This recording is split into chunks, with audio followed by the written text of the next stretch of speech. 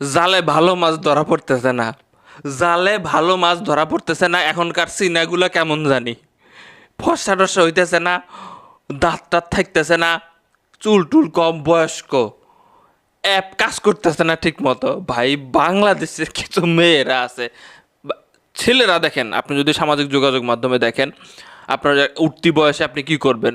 মেয়েদেরকে অফার দিবেন বাংলাদেশের স্বাভাবিক অবস্থায়, মেয়েগুলো রাজি হবে না, এটা স্বাভাবিক প্রক্রিয়া।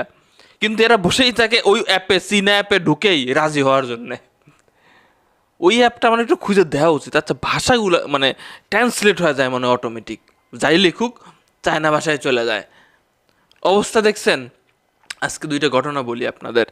এই যে কয়েকদিন আগে আপনারা দেখেছিলেন, নিউজ হয়েছিল যে চীনা এক ব্যক্তিকে বিয়ে করবে আমাদের চাচার মাথায় চুন নাই।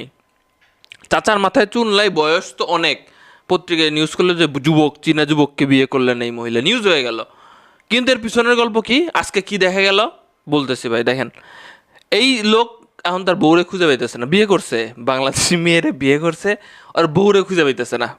গ্রামের বাড়িতে আইসে, আইসা থানায় গেছে, আমার বউ আমার কাছ থেকে কত যেন মানে 20-24 লাখ টাকা প্লাস কাগজপত্র নিয়ে উদয় হয়ে গেছে, খুঁজে পাইতেছি না। বাঙালি মেয়ে।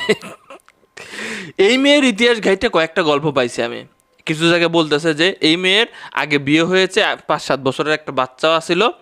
তো তাদের পারিবারিক কলহের জের ধরে তারা সেটা ডিভোর্স নিয়ে নিয়েছিল। এরপরে গার্মেন্টসে যায়, গার্মেন্টসে গিয়ে এর নামটা কি ছিল, নাম উচ্চারণ করতে পারতেছি না। আন হয় উহে, মাফ করিবেন, আন হং উয়ে। চাইনিজ ভাষা আমার বেশি ভালো না ভাই। যেটা বলতেছিলাম, তো এখানে এই চীনাটার সাথে তারপরে ওখানে পরিচয় হয়, হয়তো বাংলাদেশে তিনি কাজ করেন। ওনারা দেহ তো মনে হয় যে এই চীনারা দেহ তো মনে হয় নিশ্চিত এর আগে একটা বিয়ে করে আছে বা চীনে একটা বউ আছে। তো বিয়ে করে 1.5 মাসের মাথায় এই ঘটনা ঘটছে, বউ পলাইছে। এবং শোনা যাচ্ছে যে এই মেয়েটা নাকি আরেকজনের সাথে বিয়ে করে ফেলতেছে। ট্যালেন্ট। আজকে একটা নিউজ দেখলাম এরকম, চীনা একটা ছেলে, রংপুরের মনে হয় নিউজটা, একটা কলেজের ঠিকানা দিছে, এই জায়গায় এসে প্রেম হয়েছে, তারা চলে আসছে দেখা করার জন্য। চলে আসছে যুবক, আরে টান রে ভাই, কি এমন প্রেমের কথা বলে, আমার খুব জানার ইচ্ছা। চলে আসছে চায়না থেকে, এইটার হচ্ছে চামড়া টামড়া তো অতটা ভালো না, ঠিক আছে। আসার পরে যেই রংপুরে ঢুকছে সব কিছু ফোন টোন বন্ধ। রাতের বেলায় ঘুরতেছে বেচারি, পোলাপাইন ভালো পোলাপাইন বাংলাদেশের নিয়ে যায়, একটু আদর যত্ন করতেছে যাতে তার কোনো ধরনের ক্ষতি না হয়। ছেলেরা ভালো বাংলাদেশে, মানে কি একটা অবস্থা। এই ভালো চাইনিজ আসতেছে না বাংলাদেশে এখন আর। তো সাবধান, ঠিক আছে।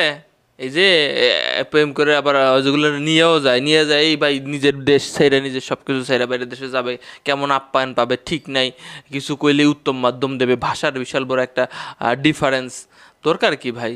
তারপরে আপনারা এসে চীনা নিয়ে যাবে কি যাবে না, একটা ব্যাপার স্যাপার আছে।